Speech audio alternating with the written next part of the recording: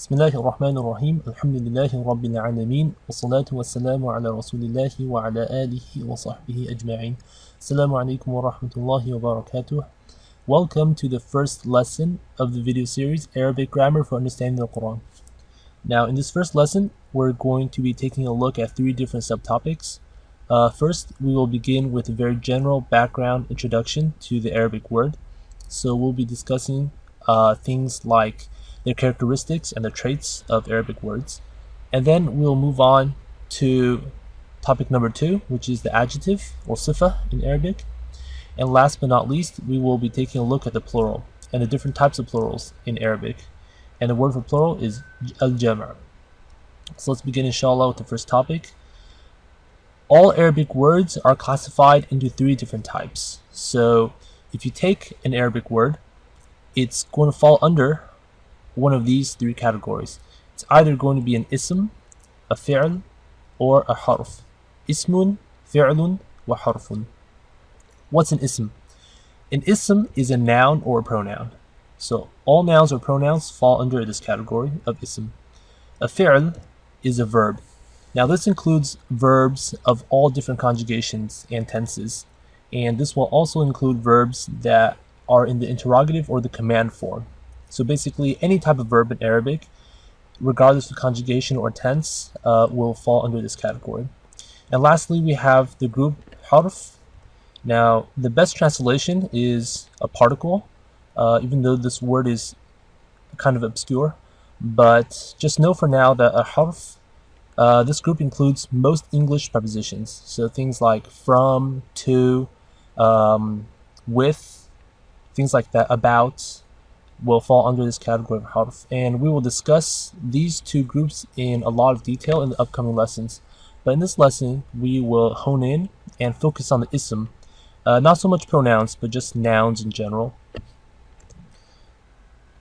So the ism, the plural of which is asma', has 4 essential qualities.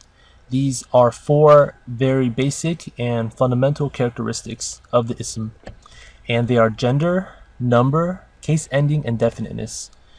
For clarification, case ending is not exclusive to the ism.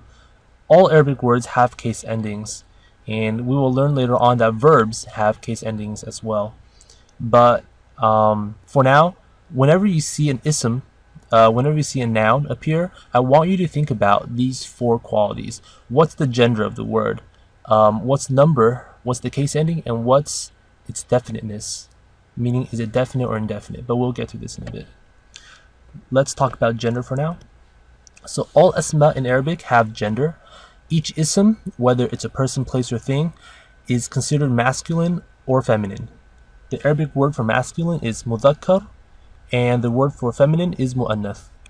Now in English, gender is typically not ascribed to things that are dead and inanimate. So we don't call things like books, rocks, and cars male or female. We don't typically say in English, I picked up a rock, he was heavy, or she was heavy.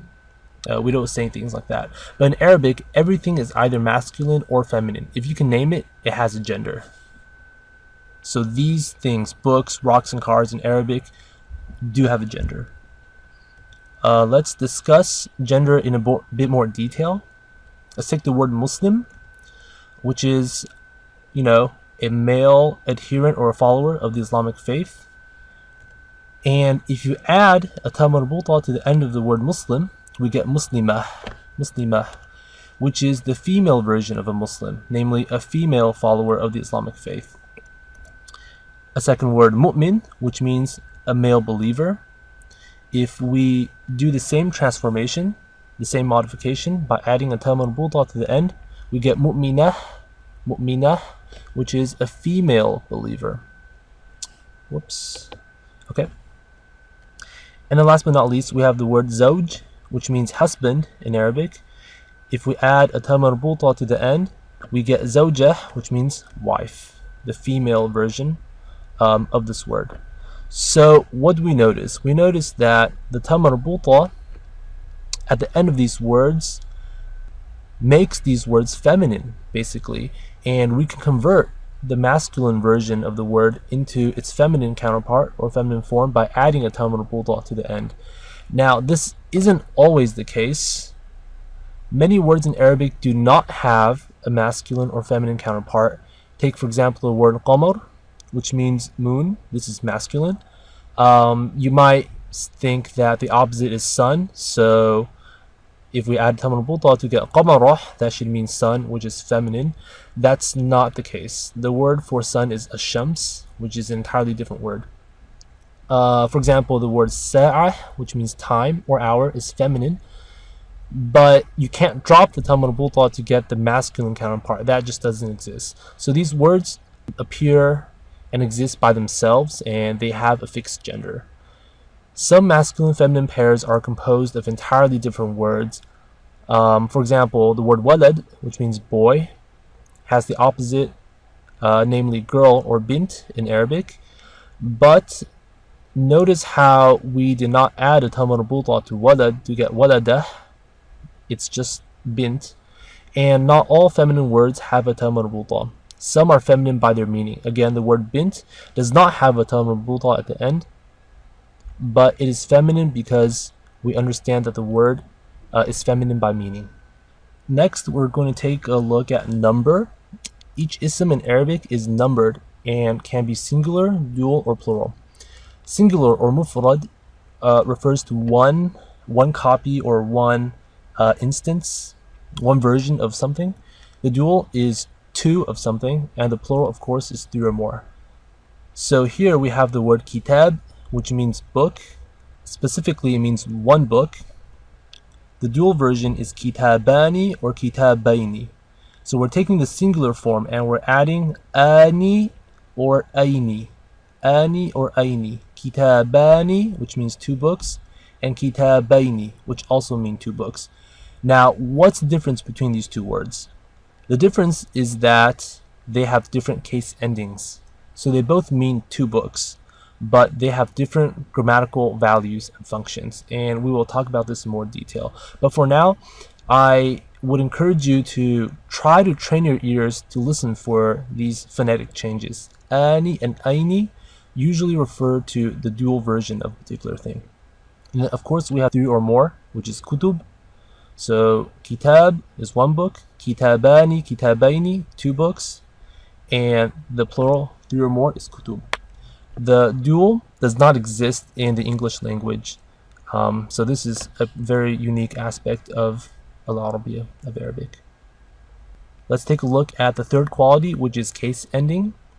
Each ism in Arabic occurring in an Arabic sentence has a specific case, which is basically a variable changing in its ending, a variable change in its ending that is dictated by its function in the sentence. And this ending also reflects the function in the sentence. So what does that mean? Basically, a case ending is a change in the ending that tells us something about that word's role in a sentence. And in actuality, all words, not just asma in Arabic, have case endings. Arabic grammar is pretty much case ending analysis, or i'rab. Arabic grammar answers such questions as, for instance, when do we use kitabani? When do we use kitabaini? And i'rab is a very extensive and detailed and technical science or discipline. But inshallah, gradually we will explore a great deal of it in the upcoming lessons. Now, you might still be a little confused and not too sure what a case ending means. Let's consider a few examples. We have the words muslimun, muslimun, musliman, and muslimin. All three words mean Muslim, but notice how the endings are different. We have a dhammatan over here, a fathatan over here, and a kasratan down here. The word yaktub, which means he writes or he is writing, is a verb. And we can have, again, three different versions. We can have yaktubu, yaktuba, and yaktub. Again, notice how the endings are different. We have a dhamma, a fatha, and a sukun. And lastly, we have the words muslimuna and muslimina. Both words mean Muslims, but the first version has a waw, and the second one has a ya. Okay, what's going on here? We see this in the Quran all the time. The words in each set have the same meaning, but each word has a different grammatical value and role, and that's what the case ending tells us. Again, Arabic grammar answers such questions as, when is it appropriate for us to say Muslimun? When do we say Musliman? And when do we say Muslimin? And in each particular sentence, there is only one correct answer. It's either yaktubu or yaktuba or yaktub. Again, even though all three words have the same meaning, they have different grammatical roles. They play a different function in a sentence. And that's basically the gist of case ending analysis, or i'rab. Again, it's a very detailed science, but we will inshallah address all of these issues in future lessons.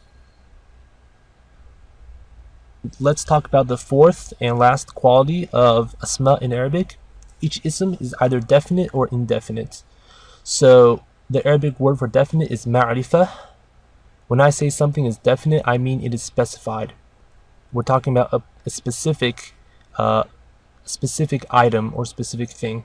So if I say the book, right, just like in English, when I say the book, you and I know we're talking about a particular book. If I say the book is on the table, out of all the books in the world, out of millions and millions of books, there is just one book that I am referring to. On the other hand, if a noun is indefinite or nakirah, it is unspecified. When I say a book, I'm talking about any book. Over here, we have three nouns, all of which are definite. We have al-muslimu, al-muslima, and al-muslimi. Just as a reminder, the case endings are different, but we're not going to worry about that for now. All three nouns mean the Muslim. Notice how we have an alif lam in front of the word. Al-muslimu, al-muslima, and al-muslimi. This alif lam is what makes the word definite. We can convert all of these words into their indefinite forms by dropping the alif lam and adding a tanween. So al-muslimu becomes muslimun, al-muslima becomes musliman, and al-muslimi becomes muslimin. And these words now mean a Muslim, any Muslim. And the tanweens are highlighted here. So, take-home lessons. All asma with the alif lam in front are definite. So if you see an ism with the alif lam in front, you should immediately remember that it is definite and specified. All asma except proper nouns or names that take a tanween are indefinite. You can ignore the stipulation for now. Basically, most asma that take a tanween at the end are indefinite. And of course, an ism cannot take both a tanween and an alif lam. Now, there are other categories of asma that are considered definite or ma'rifah. These include alam, which are proper names, al-dhama'ir, which are pronouns, ism al-ishara, wal ism al-mawsul, the demonstrative and the relative pronoun, and the mudaf, which I'm not too sure how to translate. Anyway, don't worry about these for now, okay?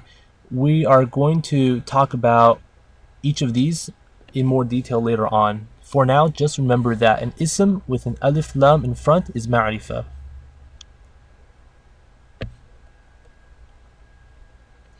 Okay, at this point, we are going to review the four different qualities of asma that we have discussed just a moment ago, namely gender, definiteness, number, and case. So let's look at a very short verse from the Quran. In verse number 2 of Surah Al-Alaq, Allah says, خَلَقَ الْإِنسَانَ مِنْ عَلَقٍ. Let's focus on the two asma that we have, al-insana and alaqin. Al-insana and alaqin. So the word al-insana, again, you hear the al in front, that tells you the word, that tells you the word is ma'rifah or definite. The word is also mudhakkar, which means it's masculine. It is mufrad or singular. And regarding its case ending, which we know nothing about at this point, but we can just say it takes a fathah at the end. Al-insana. The word alaqin, we hear the tanween, we know that it is indefinite or nakirah. The word is mudhakkar as well, masculine. Regarding its number, it is mufrad, and regarding its case, it takes a kasra at the bottom. Let's take a look at a second example. This is a segment taken from the middle of verse 35 in Surah An-Nur. Let's focus on the words highlighted here. Al-misbahu zujajatin, az-zujajatu kawkabun, and shajaratin. Al-misbahu, we hear the al, we know it is ma'rifah. The word is mudhakkar, mufrad, and takes a dhamma. Next word, zujajatin, we hear the tanween, we know it is indefinite. Now notice how the word has a ta marbuta. This tells us the word is mu'annath, or feminine. It is mufrad singular and takes a kasra. Az-zujajatu has the alif lam, making it ma'rifah. It has a ta marbuta, which makes it mu'annath. Mufrad singular takes a dhamma. Kawkabun, we hear the tanween, making the word nakirah. It is mudhakkar, masculine, mufrad singular, and takes a dhamma. Shajaratin has a ta marbuta, so the gender is feminine, mu'annath. It is nakirah, because the marking is a tanween. It is mufrad singular, and it takes a kasra for its case ending. So at this point, you should be quite comfortable and familiar with these 4 different qualities. And every time you look at an ism in the Quran, you should think about its gender, whether it's definite or indefinite. Is it singular, plural, or dual? And what's the case ending it takes?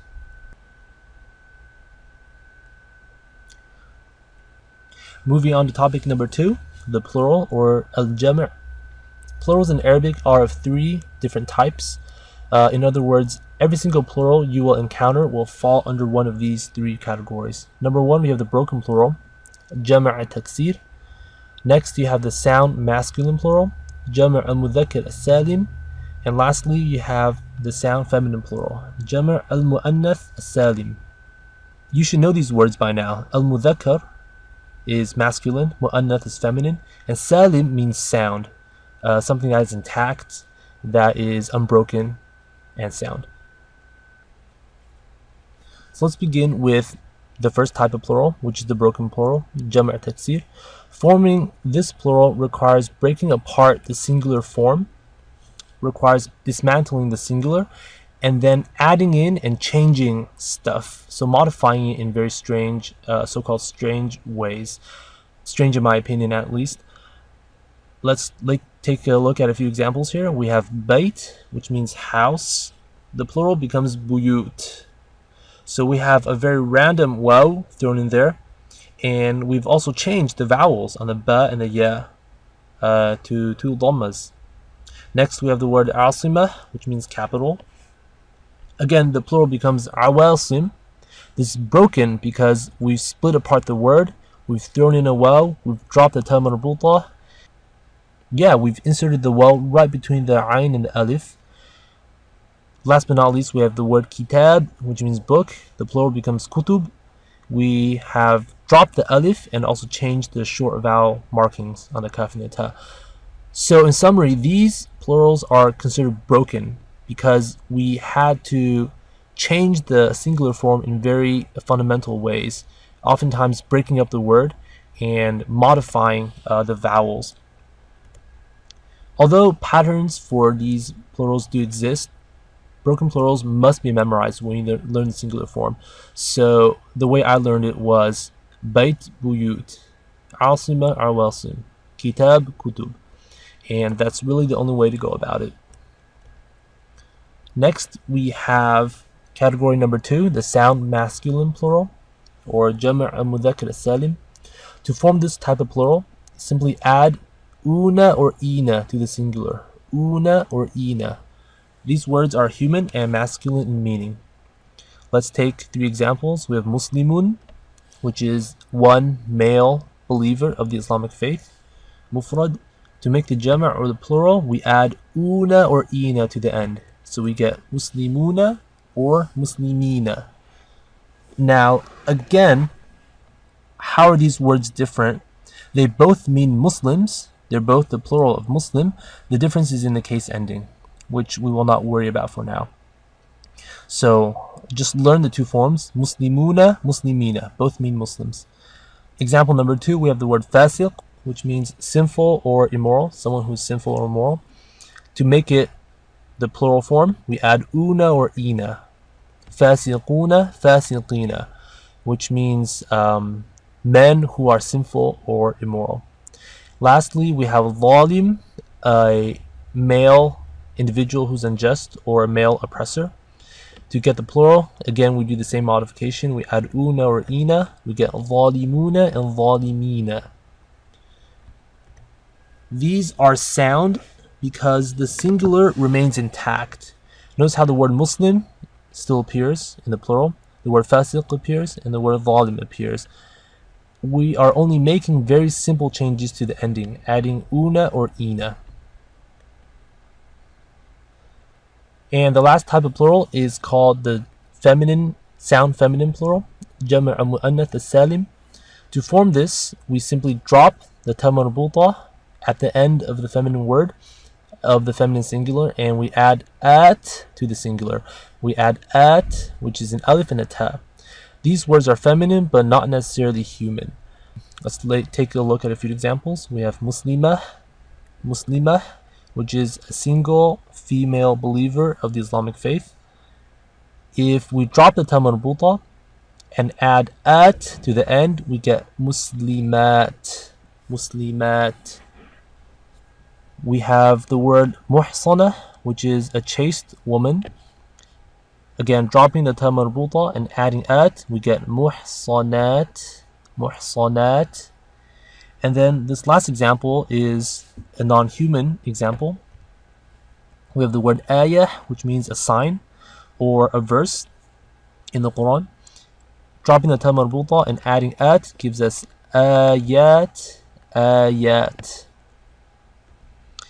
These are sound, again, just like the sound masculine plurals, because the singular form remains intact, pretty much, except for the ta marbuta being dropped off. Everything else in the singular appears in the plural. We are only making very simple changes to the ending, adding at. Some feminine words that end in ta marbuta have broken plurals, so watch out. For example, the word surah, the plural is suwar. This is broken. It is not surat. So pay attention to these and make sure to memorize those. Now let's take a look at some examples from the Quran to review the plurals. So over here we have a number of plurals taken from various different verses in the Quran. We are going to talk about the type of plural, the category it falls under, and then the singular form. So in verse number 1 of Surah Al-Kafirun 109, Allah says, قُلْ يَا أَيُّهَا الْكَافِرُونَ. The plural is kafirun, disbelievers. We hear the un that tells us it's a sound masculine plural, Jam' al-Mudhakkar as-Salim. It's easy for us to figure out the singular. You just drop the un at the end to give kafir. In verse number 1 of surah number 105, Allah says, أَلَمْ تَرَ كَيْفَ فَعَلَ رَبُّكَ بِأَصْحَابِ الْفِيلِ. Ashab means companions. This is an example of a jam' taksir, a broken plural. The singular is sahib. In verse number 2 of surah number 102, At-Takathur, we have حَتَّى زُرْتُمُ الْمَقَابِرِ, maqabir, which means graves. This is again another example of a jam' taksir, a broken plural. The singular is maqbar. In surah number 16, verse 44, this is surah An-Nahl, I believe. We have the verse bil-bayinati wa-zubur. Al-bayinat, we hear the at that tells us it's a jam' al-mu'annath as-salim, a sound feminine plural.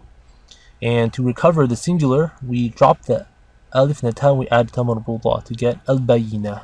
In the next verse of the same surah, we have as-sayyi'at, same deal here. It's a jam' al-mu'annath as-salim, and the singular is as-sayyi'ah. In surah number 24, verse 27, we have buyut. This is an example of a jam' taksir. The singular is bayt. And then the last four examples come from the last ayah of Surah Al-Ahzab, where Allah says, لِيُعَذِّبَ اللَّهُ الْمُنَافِقِينَ وَالْمُنَافِقَاتِ وَالْمُشْرِكِينَ وَالْمُشْرِكَاتِ. We have al-munafiqina.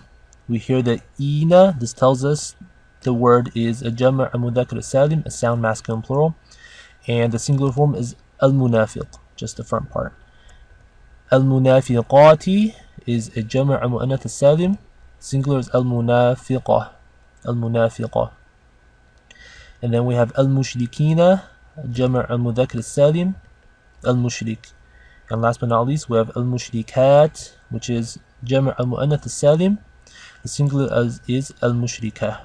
So al-munafiqina is the male hypocrites, al-munafiqat, the female hypocrites, al-mushrikina, the male polytheists, and al-mushrikat, the female polytheists.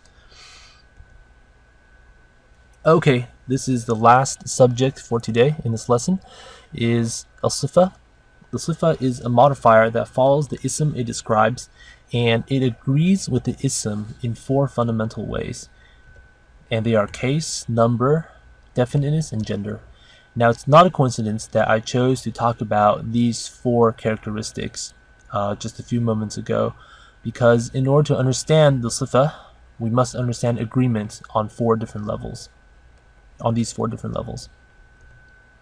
So let's take an example. We have the phrase al-hukumatu al-jadidatu.